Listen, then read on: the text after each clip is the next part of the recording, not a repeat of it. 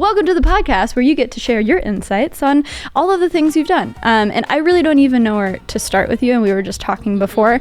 We're like, oh, we should probably hit record, right? Yeah. Because just as an overview, and then you can jump in. My first introduction to you was, the person who had the Instagram handle at New York City.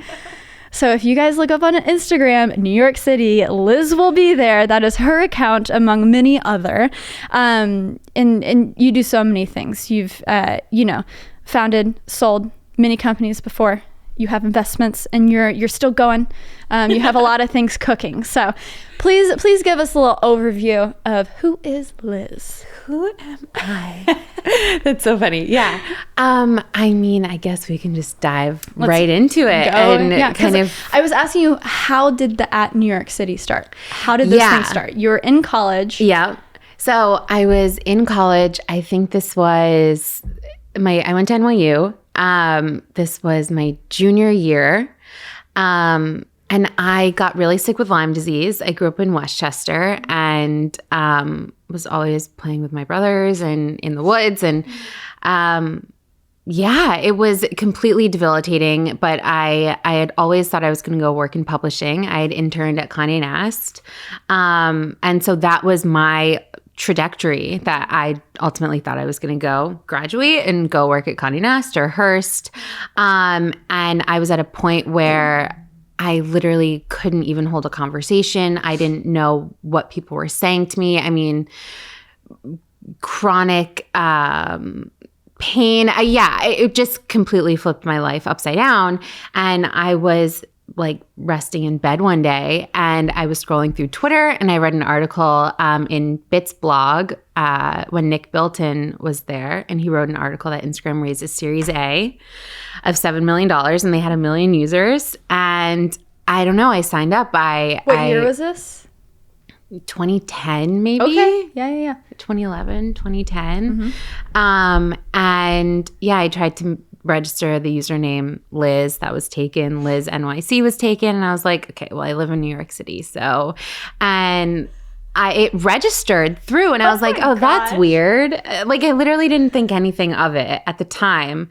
And then I honestly forgot about it because back then there was like MySpace, Tumblr, Facebook, and Twitter were the big social networks. And Instagram was just on iPhone. Because I remember I wanted an iPhone so bad just to get on Instagram my junior year of high school. That's so funny. Yeah. And I remember like this was obviously in the early days. Now they have over 1 billion users comparatively. And I would mention it to my friends like, this is so weird. I got this handle. Like I'm on this platform and they were like, what is Instagram? I've never heard of it. I mean, this was back in like the BlackBerry days where you'd BBM your friends, you know? And it was just, I don't know. And then one day I probably had like 20 or 30,000 followers at that point. And this was like early tech. So like Dennis Crowley and a lot of Naveen. People early on in tech were obviously on the platform. So we were just kind of following each other. I remember sitting down with my brother and my mom and my stepdad. And I was like, so I signed up for this thing because when you sign up for a platform, it's not like you tell everyone. Right. But I was like, this is kind of crazy. I have 20 or 30,000 followers. And I was like, look at this thing. Like... And so my mom started her own company. She had, she's written 2 cookbooks. She works in the food industry. And so she was like, well, we should register a bunch of names. Oh, look like at your domain mom. squad. Wow. So smart. So, because she was early in the .com days, and she was like, this is basically domain squatting. Yeah. So we registered at food, at baking. We had at cooking. It got hacked. Oh, no. We have at real estate. So we have this little micro network of great names, essentially. So yeah. How many emails a day do you get? Oh I my will God. Yeah. pay you $100,000 for your username. A lot. Yeah, I can only Yeah. imagine. And I'm surprised like the government hasn't stepped in and been like, we have the right for at New York City. Or like, I get a lot of notifications for password change attempts. We've had the food account hacked. It's been... So at this point, I'm sure you have a contact at Instagram that can help you, hopefully. Interesting. Yeah. For sure. Yeah. But yeah, so I graduated school and I was like, can I curse on here? Of course. Okay. Yes. I was like, what the fuck am I going to do with my life? I can't live with my parents forever. Yeah. And this was really early on. And I mean, this was really before influencer marketing is what it is today. So I co-founded really one of the first influencer marketing agencies called the Mobile Media Lab. Great name at the time.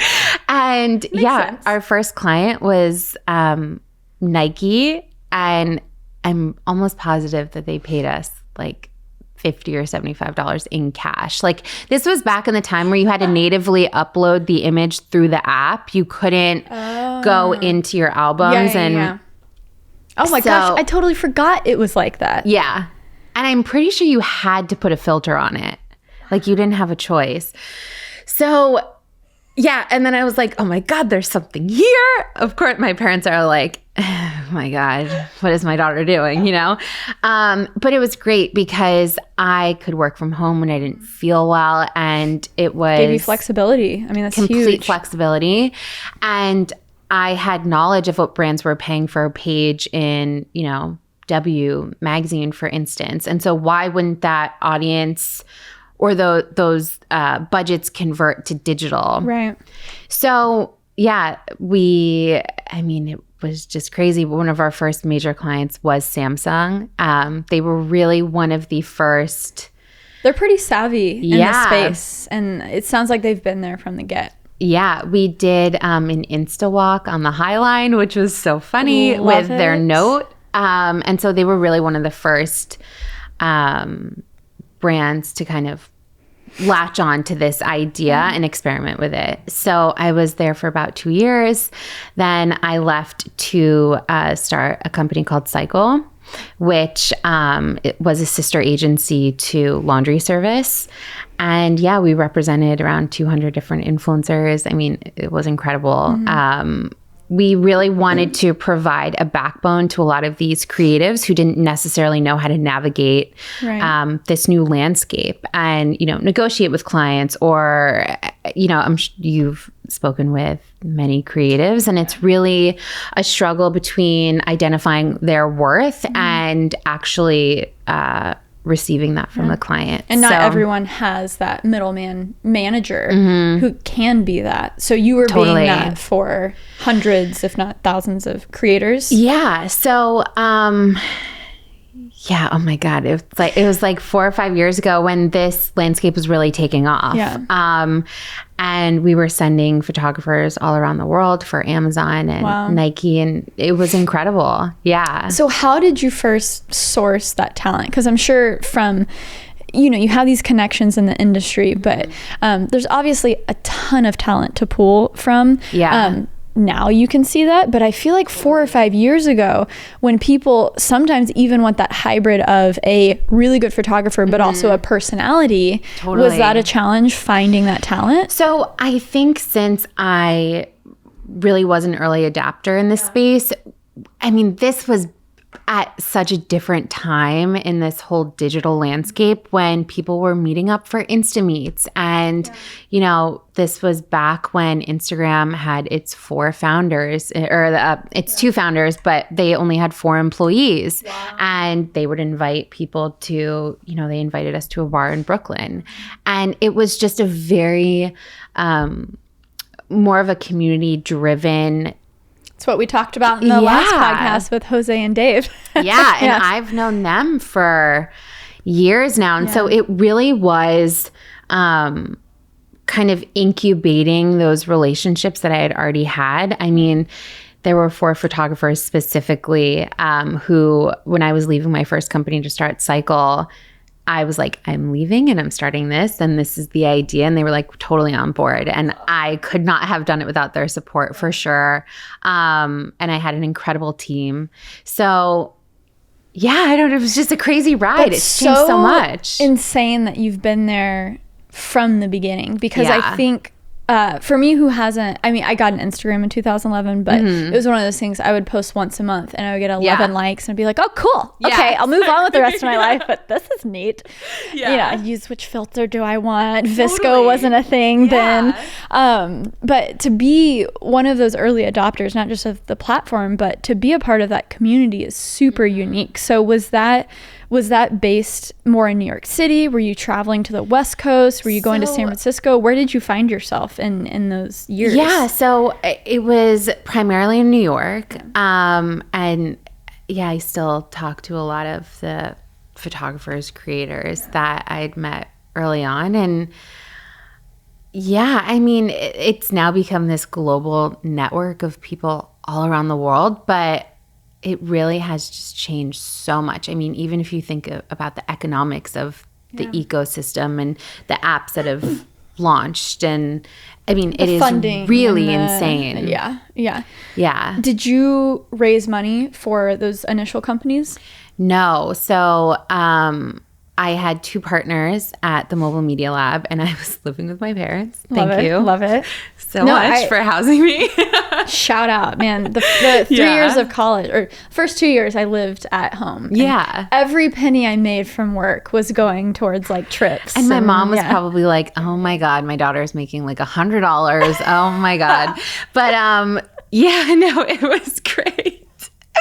But no, I mean, it was bootstrapped, and like I said, I had incredible partners. Those partners did you find them at NYU? Were childhood buddies? So Brian and Anthony from the Mobile Media Lab, we had just met really early on, again, in the community at Insta Meets. Again, this was such a different time than it is today. But being a part of that community obviously has, I know payoff sounds kind of artificial, but it does, because when you're rubbing shoulders with those initial people, you're all kind of like-minded in a way, and kind of like hopeful in the, in the future of creativity. And then that really special stuff comes from that. Totally. And I think it's less about aligning. Yeah, I don't know. People have asked for advice and how do I do this? And I think that there is so much power in just seeing an opportunity and going for it. Saying yes. If nothing comes from it, great, move on. But if something doesn't come from it, move on and try something else. If something does, amazing. But I think that's something that, my mom especially has always encouraged me, like, just try it. Yeah. And if it doesn't work, try something else. And I think people are so fearful, especially in this like social media facade of quote failing. And I don't necessarily think that, sure, there's such thing as failure, but I don't think it's as like scary as it should be. Exactly. You learn from it and you move on. I mean, we're obviously going to talk about a ton of your successes, but do you have one failure that sticks out? Oh my God, for you, where it's like, this was the pivotal moment? Yeah, I mean, I think, I've spoken a lot about like this whole facade of perfection, and especially on social media. And it's like, some days I don't know what the fuck I'm doing. Like, honestly, I question I'm sure you question yourself all the time too. I'm like, am I doing the right thing? Should I be doing this? Should I be doing that? What am I doing? And it's am I credible enough to be taking the step? It's like imposter syndrome. It's this roller coaster. That's a good way to put it. Yeah. But yeah, I think it's just continuing to remind myself that I'm so lucky to be supported and, try these ideas. Like I said, if they don't work, try something else. If that doesn't work, try something else. And I don't know. I don't know if that answers your question. I mean, that's fantastic. And it's so cool to be a part of that community, be in the beginning, because I'm sure those relationships have just like 10 times in value. Yeah. And it's great to have that support system of people who've been in it from the get-go. But my favorite thing is I feel like in 10 years, 20 years, I'm going to be like hanging out somewhere and say what's up to like Joe Franco, who's a YouTuber. I'm friends with her, but she's going to be like some mogul person, not YouTube. I'm going to be over here and people are going to be like, how in the world do you guys know each other? And it's one of those things that I'm sure now you'll be at a place, you'll say what's up to, you know, XYZ, founder of Instagram or something. It's like, what? Because everyone grows in their own paths and does their own thing, and it's kind of fun, right? Yeah. I mean, it's been interesting to see a lot of the creatives that I've met really early on. Like, it sounds corny, but blossom to some extent. Like, some of them have continued their creative like roadmap, let's just say, and then some have gone to work at agencies, and then they've left to start their own things, and it's really amazing seeing the power of it all. Yeah, being so involved, Mobile Media Lab, Cycle. What's maybe some practical advice you can give to creators who are vouching for their art, right? And wanting to get that gig. How do I price things out? Oh, they want 10 deliverables, but they're only offering 1,000. Like, you know, what are some of the biggest things that you've learned through managing those relationships? Yeah, and I think you can probably attest to this too, but reaching out to your community. I think there is so much power in that, and reaching out to other people for advice that may be in the same or a similar situation as you. I don't think that this is like a me game. I think it definitely is, you know, don't be afraid to ask people for advice. I think that's been really powerful as well. Like, I certainly don't know everything. I certainly haven't done everything perfect, but I think always asking questions and knowing your worth and knowing the market rate. And I mean, there are certainly opportunities that I've personally taken where it's aligning myself with a really great brand, and it's something that I'm really passionate about. And then there are some things that I've for sure done because of the paycheck. Of course, I'm sure, you know, you have as well. But so I think it's really understanding your value, connecting with your community, and understanding how to navigate this landscape, because there really aren't any like guardrails in it. So yeah. You juggle a lot.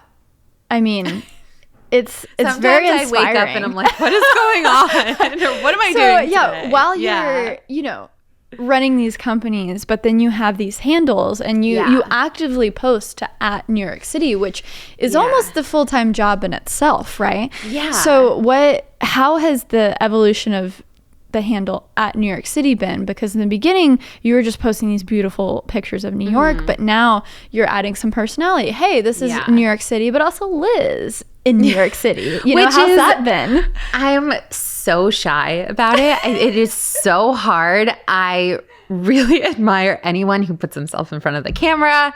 But yeah, I mean, so I was at Cycle for about 2.5, 3 years. We got acquired by Wasserman Media Group. Incredible. Again, I had a really great team. I couldn't have done it without my 2 co-founders. And yeah, so then I had left and advised and consulted and did some angel investing. And now I think we're really taking a look at, like you had mentioned, the properties that we are managing essentially. So @food, @New York City, @baking, @real estate, and really building those communities up. So so New York City, there's a ton that we can do with it. And I think it's ultimately just finding like the time to do it all, and the partners to do it all with, and the creatives to help execute these ideas that we have.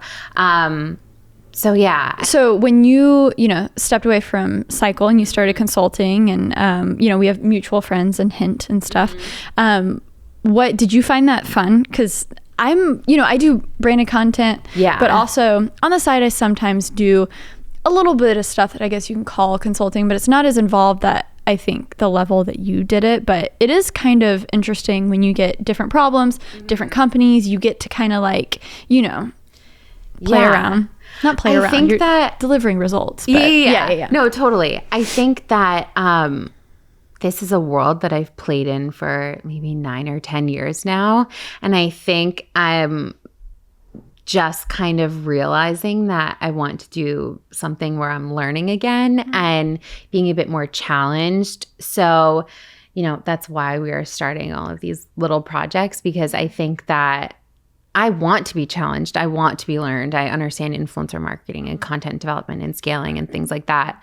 But yeah, it's really, it as well, like understanding your audience and kind of educating them and essentially teaching them how to either migrate to different platforms or launching projects on different platforms. And that's something that we're focused on now. It's almost like the people who are equipped to do it are actually doing it. And then the people who have time to teach it maybe aren't always the people who are like in the trenches actually knowing it. Because I know for me, if I had more time, I would like love to have more time to just do all of those check marks that maybe would be under consulting. But at the same time, when you're in it, it's like, oh wait, but I want to do this for myself and I want to like scale as big as possible. And it's so exciting, And I think, the term influencer is so frowned upon. I hate the word. All the freaking Ad Age articles. You just need to chill. But I hate that word so much because it's definitely so much more. And whenever I'm asked about it, I think that these quote influencers are far more powerful than people give them credit for. Like you, for instance, you are an editor, you're a creative director, you are a publisher. It's like that takes so much time and effort. And I just think, even understanding your audience, like publishers don't even understand their audience as well as you do or other influencers. And so that's something that, in our new venture, we're really focused on is we understand these audiences and let's create assets and content that resonate with them. And so, it's really interesting. It's so funny you mentioned Condé Nast, because in the beginning, when YouTube was becoming a thing and anyone who posted anything good was my eyes would be glued. And British Vogue was always so good at making, like, I'm not even that into fashion, but I was so entranced in their YouTube channel because it was so funny. British Vogue, it's like they were allowed to take risks. It wasn't like the main Vogue. Now main Vogue, their YouTube channel is fantastic. But they had all of these, and this is somewhat recent, like their series Future of Fashion with that one girl who's hosts everything. I don't even know her name. But it's been so fun to watch the traditional publishers. Sometimes they get it and sometimes they just really don't get it, And it's been surprising to see an entity like Condé Nast where some works. I mean, they have, what's that food one with they're in One World. They have, oh my gosh, I gotta look this up because I feel like Condé Nast food, like everyone is obsessed with their Bon Appetit. Oh yeah. I mean, the YouTube channel is huge, right? And so there are some instances where they're crushing it, but as seeing the insides of the publishing world versus the new digital media world, if someone from the publishing world was listening to this right now, give us a little consulting right now, Liz. I mean, drop it on us.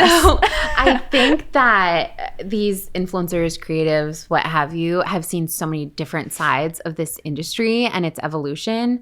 I mean, we've met with publishers that, they're like, well, we don't have one specific person to manage our social. And we look at each other and we're like, what the fuck? How do you not? This is your biggest audience. And how do you not have a strategic plan for this?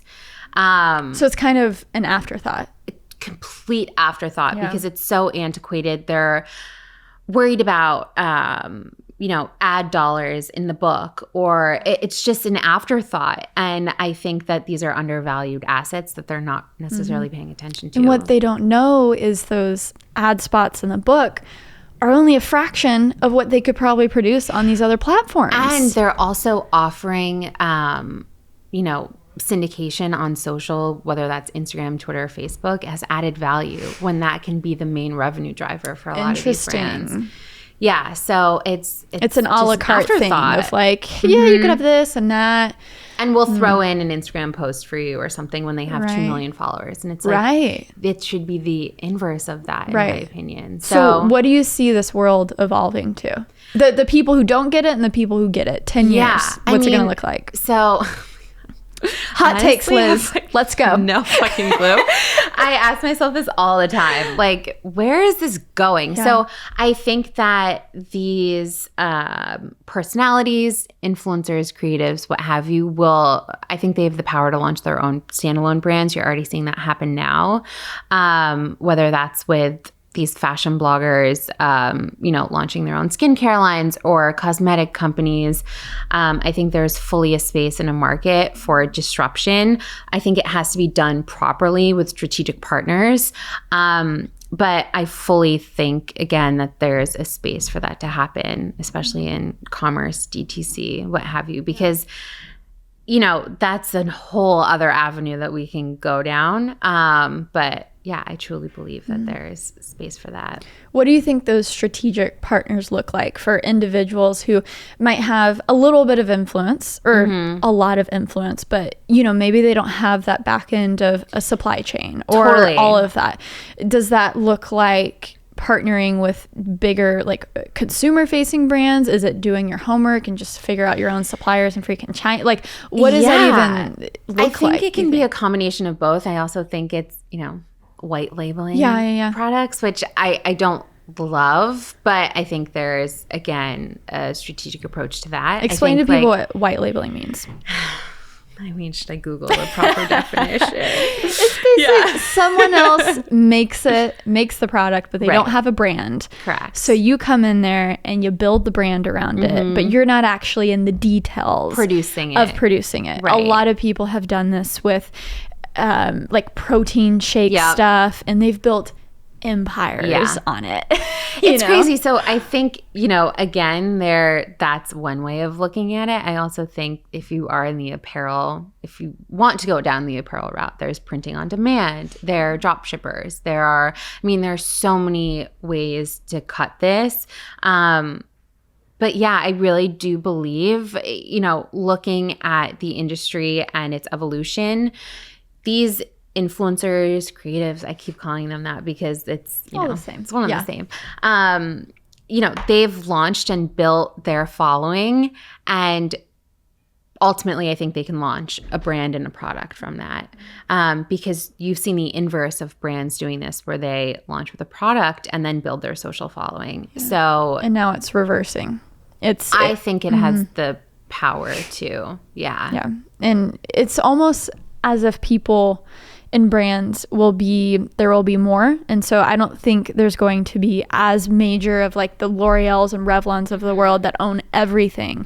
But I think it's going to be those pop-in personalities that don't have a big of the piece of the pie as a L'Oreal or CoverGirl, but they have a really meaningful audience. They have a good revenue stream. And I think we're going to see like hundreds of those, because we're already seeing, people like Jeffree Star, Rihanna. Oh my God. Those are the new CoverGirls and L'Oreal. Jeffree Star, what he has built, I am completely fascinated by it. Do you watch his videos or like what Shane Dawson has done? Oh my God. Yeah, I watch everything. Yeah. Same. It is, especially the last documentary or the miniseries that he did, like he has really built an empire. And I also think that he owns the fulfillment centers as well. Yeah. So he's not just owning the product, he's owning the entire supply chain. Exactly. Yeah. And they're making it in California, which is crazy. Insane. And that goes back to what I had mentioned before, like just try things, like especially with all of these accounts that we own and we're bucketing it under something called Here Creative. And we're trying all of these different things. And like I said, audience attention is so low at this point that they're not even going to remember what we posted 5 days ago. So let's test it out, test and learn always. Yeah. That's such a good point. Because a lot of times I love Twitter. So I post on Twitter all the time. But a lot of times I think to myself, am I being too much? Is tweeting 5 times in 1 hour a lot? But then I think about the attention span and how someone goes on Twitter for 2 seconds and then moves on with the rest of their life, and they'll maybe check it 2 hours later, do the same thing. It really is, there's no, you have to find a balance between the publishers who tweet the same article with the same copy 10 times a day, and they're annoying as hell. I hate that. We all know who they are. We all know who they are. Good Lord. Finding a balance. They're just set on auto-publish. Exactly. And, finding a balance between that and like just being you, unique, creative, experimenting, not being afraid to post those things, right? And I think that's huge. So yeah, tell me a little bit about the future ventures. This is exciting. What is the experimenting that you're going to do? What should we expect to see? Yeah. So it is Here Digital, which we are essentially housing everything under. And I think this allows us to not only advise for other companies and help develop creative on behalf of them, but also take the learnings that we have from our collective audiences and pivoting and testing, whether that's, 5-second content that's just easily digestible and they can go and share with their friends, or whether that's long form content, or launching products. I mean, I think that's a totally viable avenue that we can take. So yeah, I mean, so my mom was running the @food account and she grew it to like 600,000 people. Okay, hold on. Your mom seems amazing. So can you just give me a rundown of your mom real quick? So I'm gonna look up she wrote 2 cookbooks. She had a baking mix in Whole Foods called The Healthy Oven. It was amazing. It was baking with applesauce instead of butter and oil. And this was like 15 years ago. Wow. And then, she had a website. So she was really early on in the .com days. And I remember growing up and seeing her working with the developers and building her forums. And she like totally grew it by herself. She knows how to hashtag, and then it got hacked. So now it's down to like 9,000 followers, but we're building it back up slowly but surely. It's interesting that you almost put like a target on your back when you have such a good handle. For sure. And then I got hacked again, and it took me like 8 months to get back, and it was like a whole... Oh my gosh. But yeah, she like fully grew it, which is so funny. I love that. Yeah. I love that. I don't know if you talk about this a lot, and you don't have to, but can you talk about some of your angel investments? Yeah. So after our acquisition, so let's back up. I've always been interested in companies that are starting, founders. Both my parents started their own company, so that's all I feel like I need to interview your parents. Your parents seem so cool too. They're cool, yeah. What a great, cool family. So they've always, luckily, have been really supportive of me, and even if my ideas have been dumb or have failed. Seems like you have a pretty good track record, Liz. I mean, think you're good. The failures we don't really talk about. Right. But there certainly have been projects that I've worked on that have not succeeded as much as I would have liked to, but we tried it. And I think, that's what I keep trying to reinforce. Like, I've gone to speak in college classes, and they ask like, what's the secret to success? And I'm like, I don't fucking know. I think like I've said fuck a lot on this podcast, but I think like 90% of it is right time, right place, and a lot of luck. Yeah. And I think it's absolutely seizing that opportunity and getting a little taste of, this is working. And the more you put yourself out there, the luckier you're going to get, For sure. Serendipity comes into play. I love serendipity. Yeah. It's my favorite word. I love it. I'm like, y'all, luck is listening to this podcast and having a Wi-Fi connection and like being born in America and, having family. For sure. But like when you want to talk about putting yourself out there, there's something about serendipity. When you put stuff out into the world, it's going to come back. When you shake those hands, it will come back. Wait, so what was your question? Angel investing. Yeah. So you've always had relationships with founders, people doing things. You yourself relate to that. Yeah, so I've watched both my parents build their own companies, and my stepdad works in investment banking, so buying and selling different media publications, and I've always been fascinated with it. And I had the opportunity to invest in The Infatuation really early on, by Chloe, the vegan fast casual. John's vegan, so we go there a lot. Oh, amazing. It was the first quinoa taco salad is so good. Oh yes. But the guac burger. Every time I go back to that guac burger. And their desserts are very good, honestly. And they're all vegan. Yeah. Infatuation by Chloe. Is it involved with food? No, but it's just it's just become that. And then a recent one was Slate. It's lactose-free chocolate milk, low sugar, high protein. So very cool. Yeah, they're getting into Whole Foods in the Northeast, and love that. Yeah. Those conversations, do they start with a fund of money being raised, or are these like personal checks that you're giving to the founders? These are personal checks. Yeah. So you're in from the ground up. You might not, 10 years. Might not even see it again. So like 10, 15 years, you'll know. Yeah. Knock on wood. I hope so.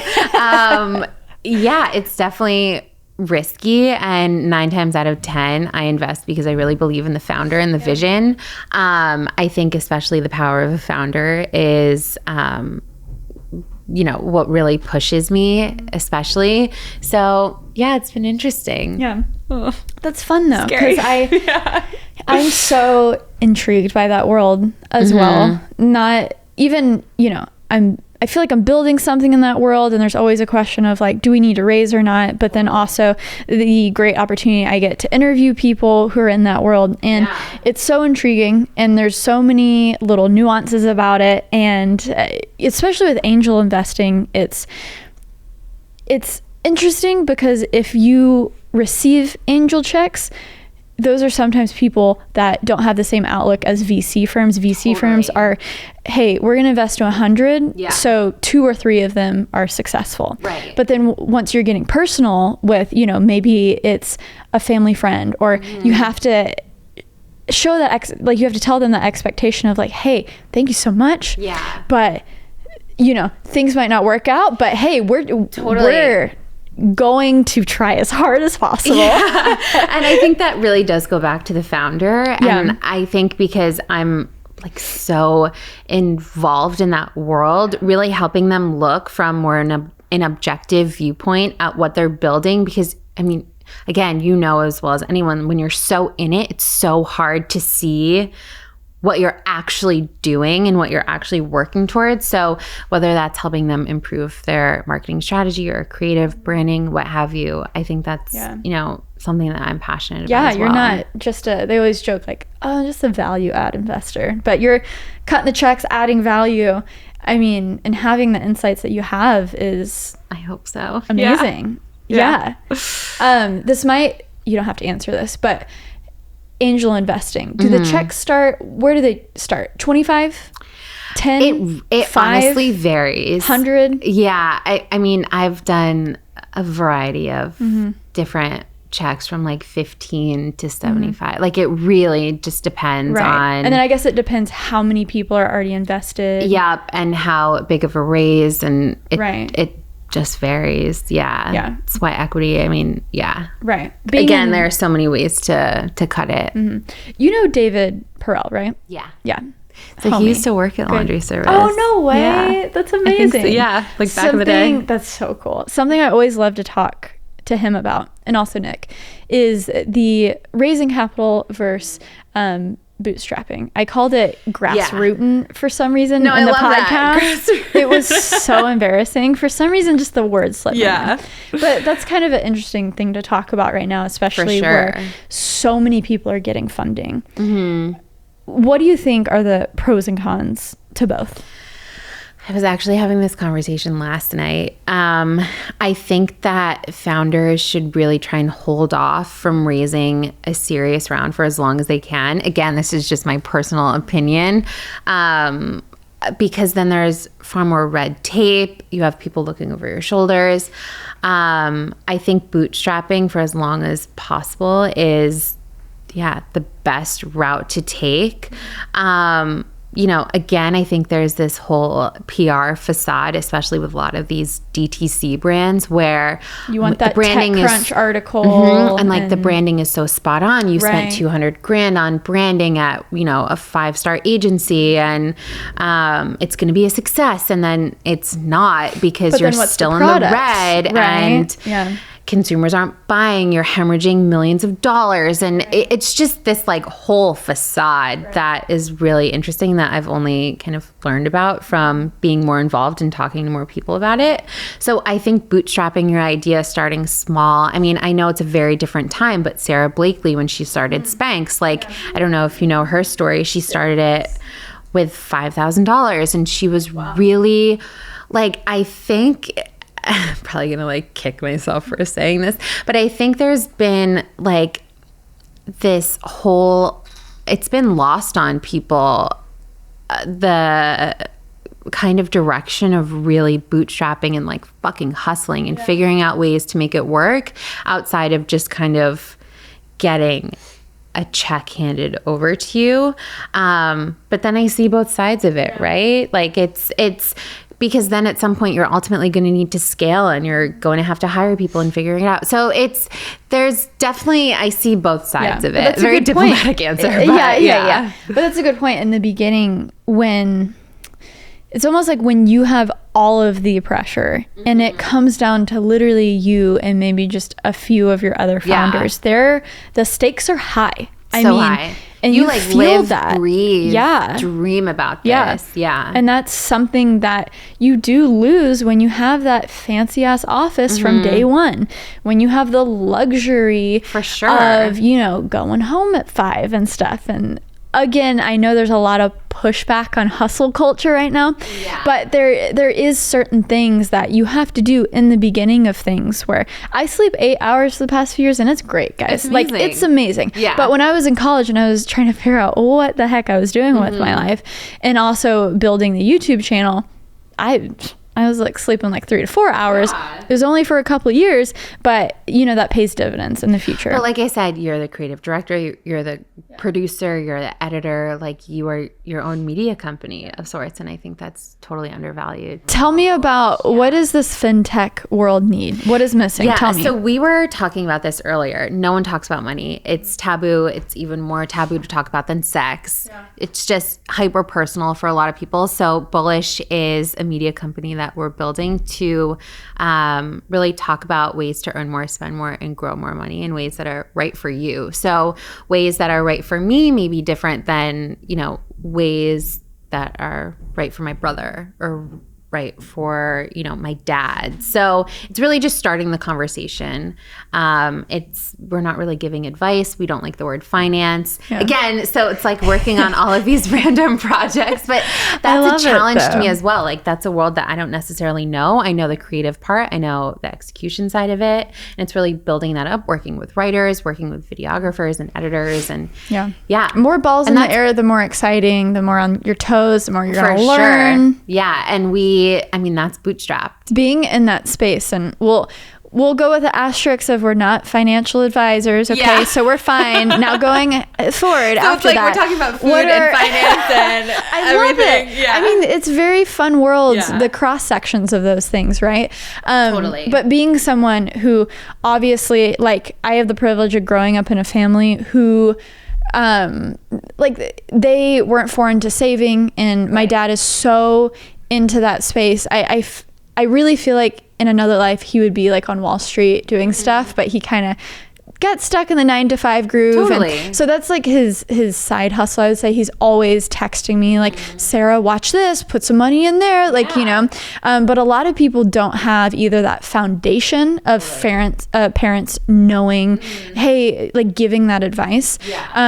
So what would you say to those people who are they don't understand anything, they don't know besides following Graham Stephan on YouTube, what are those like initial things that you would say to people to start managing their money, or maybe start investing? Maybe they have, they worked so long to save $5,000. They have $5,000 set aside and they want to do something with it. Well, it's like, even speaking to someone at a bank or at a financial advisor firm, like it's very antiquated. And I think everything is changing so rapidly. Like the accessibility to investing has completely been flipped on its head in the past 5-10 years. Literally download Robinhood, Coinbase. It's so easy. And again, no one really talks about it. So I think it really is just opening up that conversation into, okay, for someone like me, I love bags, for instance. Okay, great. Is it purchasing, a Chanel bag at a quote discounted price at the real because it's been quote used before, because if I decide to sell it in 5 years I can actually get a return on my investment? Or is it buying like a but it's a very interesting conversation. Well, there's so many worlds, because it wasn't until I actually watched Jeffree Star that I understand that like purses is an actual investment class. Where he will buy $100,000 bag because he knows he can sell it for $150 later on. I'm like, what?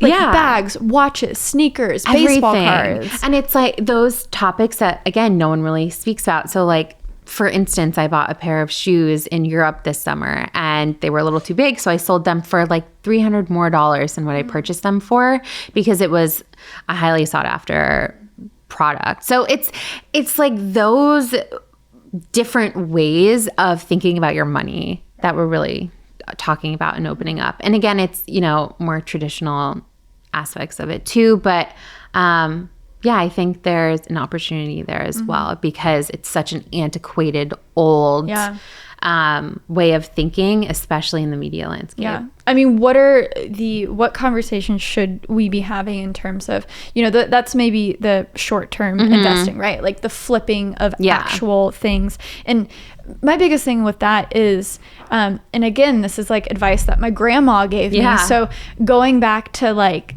the fact that my grandparents had the privilege of figuring this shit out, is why I feel like now it's so great that so much information is on the internet. So if we can help spread that info as much as possible. But what she always told me was like, you always have your long-term savings.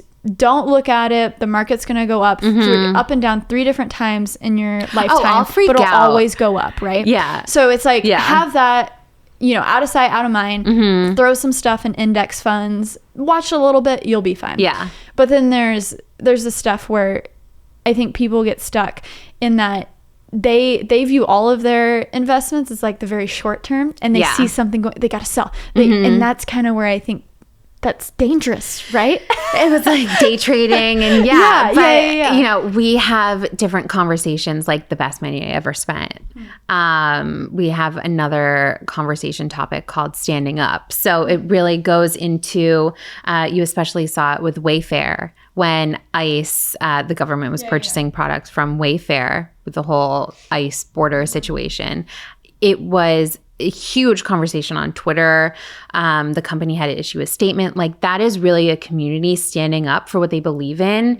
We've seen it happen with Amazon. Exactly. So it's really, again, starting those conversations. Like, you actually have the power to elicit change within your community, and it's using your voice that's the most powerful thing. So we have a bunch of those different, topics that we're covering. Again, best money I ever spent. I was joking. I was like, oh man, it's like the $80 membership to the dry bar because I don't want to fucking do my hair sometimes. So, but it's like those little things, that's kind of like when you're like, that's like my Dyson vacuum. I'm like, that is the best money I have ever spent. Well, having those conversations where, hey, it might be a lot of money up front, but in the long end, it really saves whatever that is. Like for me, it's time, right? Yeah. If I have to spend the $18 to get a salad delivered to me, for me, that's money well spent, because I'm saving time, I'm still working, I'm getting stuff done that in the long term is saving me money, right? Or even like, the best money I ever spent was a trip to Japan, because it totally changed my outlook on travel. And, I think that it doesn't necessarily have to be like on some grand thing, but again, like, getting a salad delivered by Postmates because I don't have to go out. Or it's like, or maybe it is, if you're on the flip side, maybe it is walking to Sweet Green, so you do save that money, you know, not buying Starbucks. Yeah. So it can go both ways, right? It's the perspective. How are you going to meet people on all levels? Because I already have the hindsight of like this. We can have this conversation all day, but I know that there's Bob in Texas that is like, what are you guys talking about? Seamless Postmates. I'm just trying to save. I'm trying to like get out of a hole, maybe get out of debt. You know, how are those conversations going to be different? So I think that's more of, again, a strategic conversation. I think we're actually we really, again, want to start the conversation about money. Yeah. And again, this is so funny because it's like so different from New York City and food and real estate and everything that we're working on. But it's interesting, right? So, you know, Mark Cuban, the best money that he said he's ever spent, again, this is like super highbrow, was on his private plane because he got to save time commuting.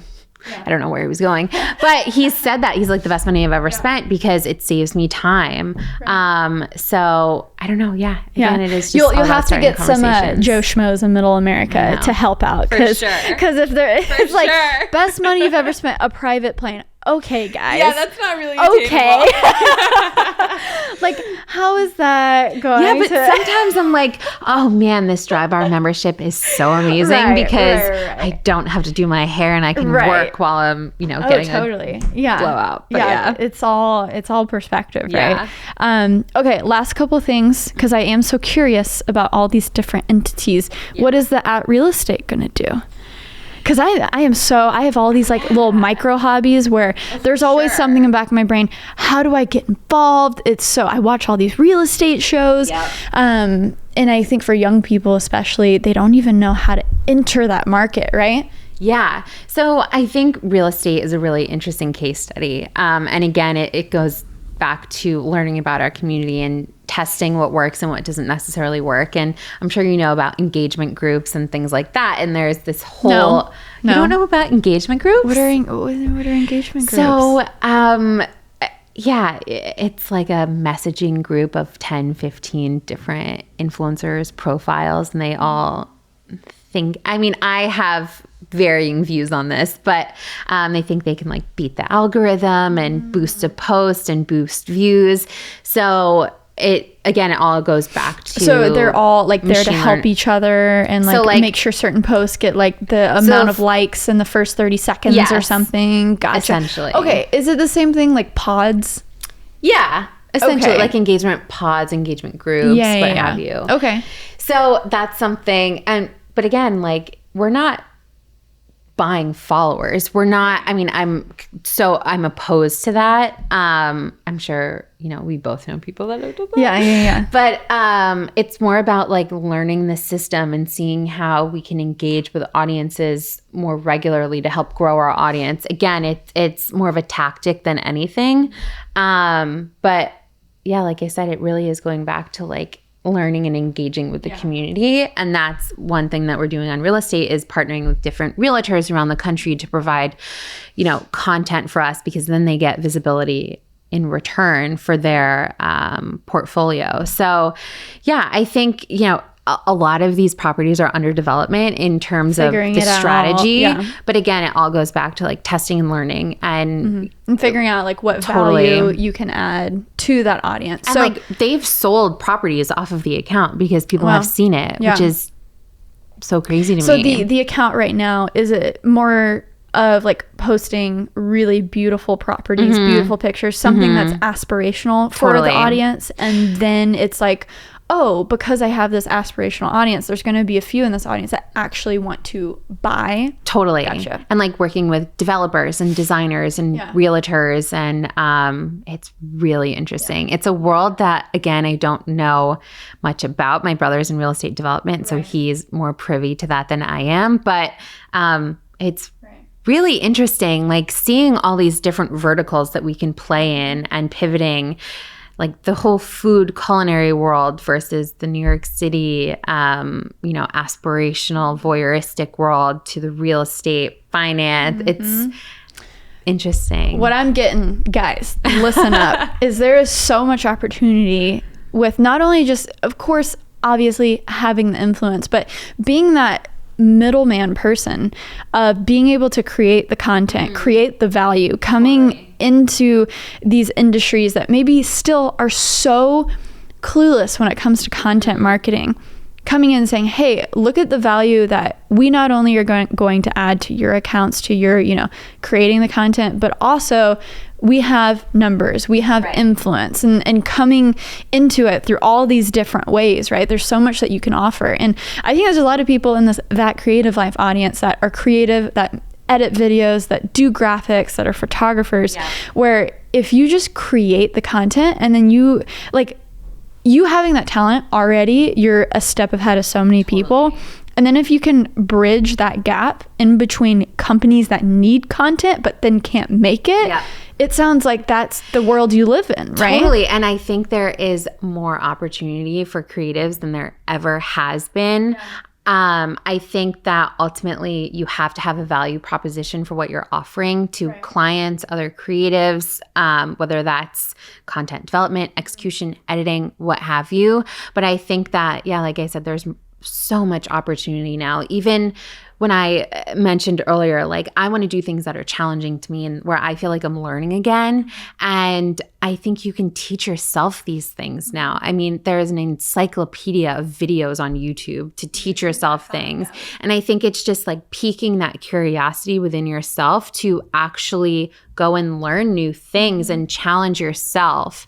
Because like I said, there's more resources than ever to be able to do that now. Yeah. It's good stuff, Liz. Can you believe an hour has passed? No. Oh my gosh, it's been such a good convo. Wrapping things up, do you have any advice for those people who we've been talking to who are in this creative world? They want to get some more action. And what would you say to them? Yeah, I mean, I think it goes back to what I was just saying. Like, there is so much opportunity out there right now, and be open to collaboration. It's not like if you get it, I'm not gonna have it. It's like we're all in this together. Totally. And who knows what type of partner you can find that maybe you suck at accounting and business relationships. Yeah. You find that person that maybe you're competing against, right? But my partner is one of the best sales people I've ever met. And I sit in meetings just in awe of it. And that's something that I can't do. And I think one piece of advice I would give is you never know everything. And that's something, again, that's like kind of hard to look at yourself and recognize that. But I don't do everything perfectly. I know that. I don't know everything. I need help sometimes. Like we don't always have the answer, but I think that goes back to reaching out to your community, saying hi to people and understanding what they're working on, how you can be of help to them, really piquing your curiosities and interests and kind of diving into that. So I don't know. I think curiosity is like at the tip of it all, right? Like one of my first things that I put on a shirt and sold like 3 of, because again, at one point I had only like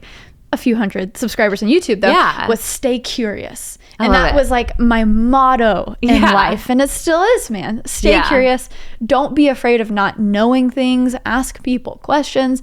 Because y'all, we're all out here not really knowing what we're doing. We're taking that first step. Here's the thing.